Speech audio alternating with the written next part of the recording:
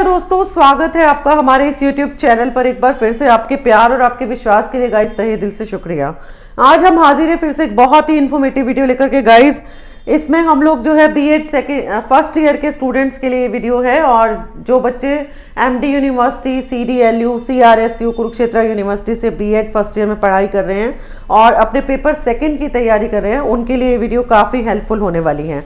आज मैं आप लोगों को paper second contemporary India and education का एक इम्पॉर्टेंट टॉपिक कराने जा रही हूँ, जिस टॉपिक यूनिट 1 में है ये टॉपिक आपका। और ये जो टॉपिक है ये एग्जाम में हमेशा आपको मिलेगा ही मिलेगा, ठीक है। तो इसका नाम क्या है? राइट टू एजुकेशन एक्ट 2009, ठीक है। इसका क्या नाम है बच्चों? राइट टू एजुकेशन एक्ट 2009, ठीक है। इसको हम देखिए, इसको जो है एक सेकेंड, इसको जो है हम क्या कहते हैं, ये क्या करता है? It provides free and compulsory education to 6 to 14 years children, मतलब 6 साल से लेकर के यह जो है 6 से 14 वर्ष की आयु के सभी बच्चों को निःशुल्क और अनिवार्य शिक्षा प्रदान करता है।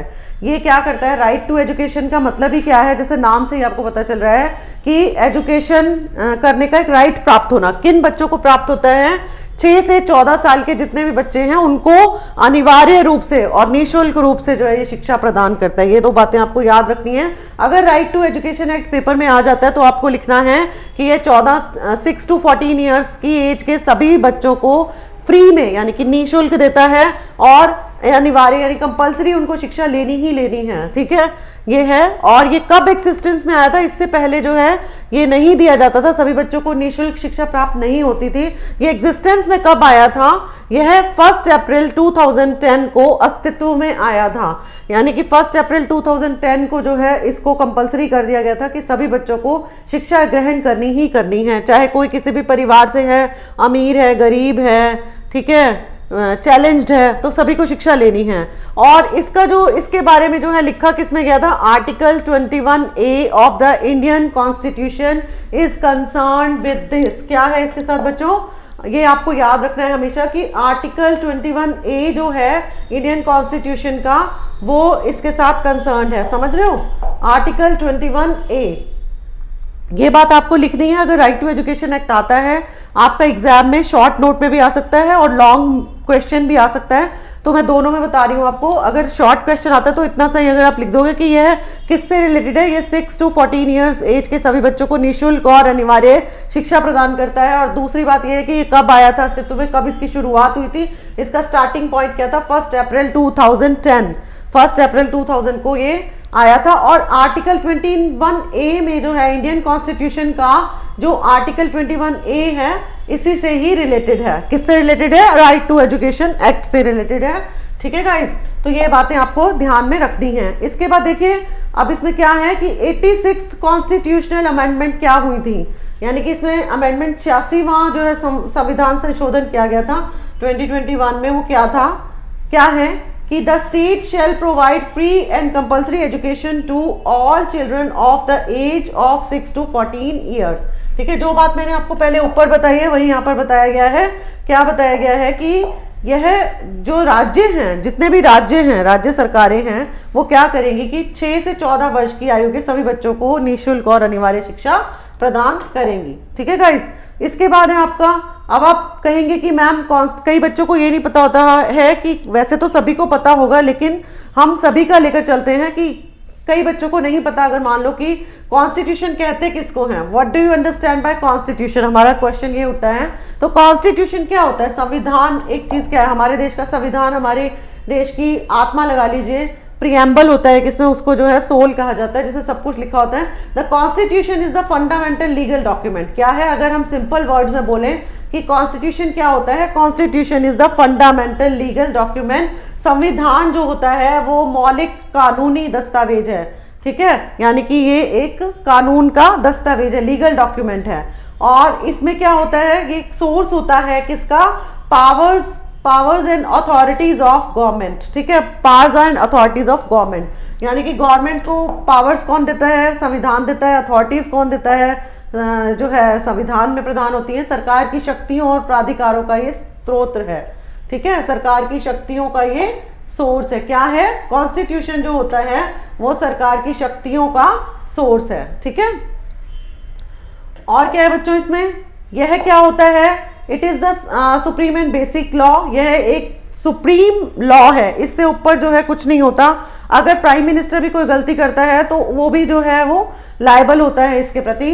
तो एक सर्वोच्च कानून है, एक बुनियादी है, हमारी बुनियाद है, इसके ही बेस पे हमारा पूरा देश टिका हुआ है और हम सारे कार्यविधि इसी के बेस पे करते हैं।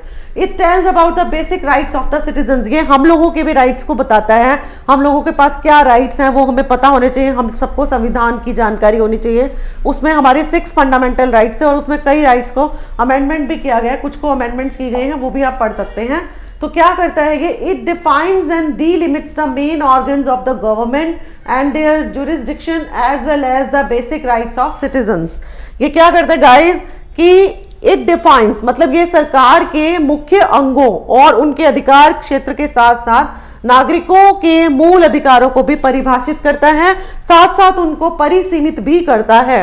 It defines and delimits the main organs of the government and their jurisdiction as well as the basic rights of the citizens. ये सब कुछ कर सकता है। ठीक है, इसके बाद है the constitution provides for the educational functions of the government at various levels. संविधान क्या करता है? विभिन्न स्तरों पर सरकार के शैक्षिक कार्यों का प्रावधान करता है। यानी कि सरकार जितने भी शैक्षिक कार्य करती है वो सारे के सारे जो है काम ये करता है। उसके बाद देखिए क्या है? Article 45 provision for early childhood care and education below the age of 6 years. Article 45A में क्या बताया गया है वो बताया गया, सॉरी आर्टिकल 45 में क्या बताया है? आर्टिकल 45 क्या है? प्रोविजन। आर्टिकल 45 क्या करता है?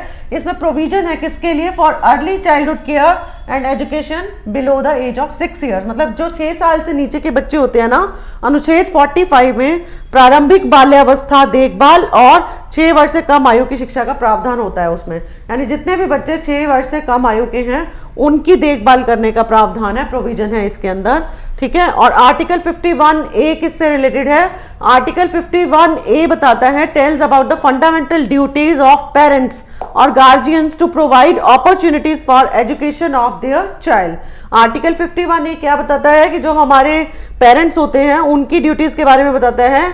आर्टिकल 51A अपने बच्चे की शिक्षा के अवसर प्रदान करने के लिए माता पिता या अभिभावकों के मौलिक कर्तव्यों के बारे में बताता है कि आप लोगों को अपनी बच्चों को शिक्षा प्रदान करनी है। ये उनका मौलिक कर्तव्य है पेरेंट्स का, गार्जियंस का, कि वो अपने अंडर जितने भी बच्चे हैं, जो भी उनके खुद के बच्चे हैं या कोई और अनाथ बच्चे हैं, तो उनकी भी देखभाल करने का ये प्रोविजन पूरा बताता है, कर्तव्य बताता है। तो कहने का मतलब है कि राइट टू एजुकेशन एक्ट किससे रिलेटेड है?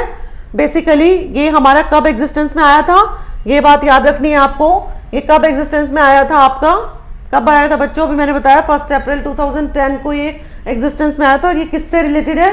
ये किससे रिलेटेड है? आपको ये याद रखनी है ये बात कि it provides free and compulsory education to 6 to 14 years children. ठीक है, मेन तो बात ये है। और इसका कहाँ पर उल्लेख है? आर्टिकल 21A में है। कहाँ पर? इंडियन कॉन्स्टिट्यूशन के अंदर है। ठीक है, भारतीय संविधान का अनुच्छेद ए जो है 21A इसी से रिलेटेड है। और क्या क्या इसमें अमेंडमेंट्स हुए थे वो ये बताई गई हैं कि ये इसमें ये अमेंडमेंट्स हुई थी। 86 जो हुई थी कॉन्स्टिट्यूशनल अमेंडमेंट्स वो ये हुई थी। अब कॉन्स्टिट्यूशन क्या होता है ये हमने आपको बताया। कॉन्स्टिट्यूशन क्या होता है? हमारा एक मौलिक कानूनी दस्तावेज होता है।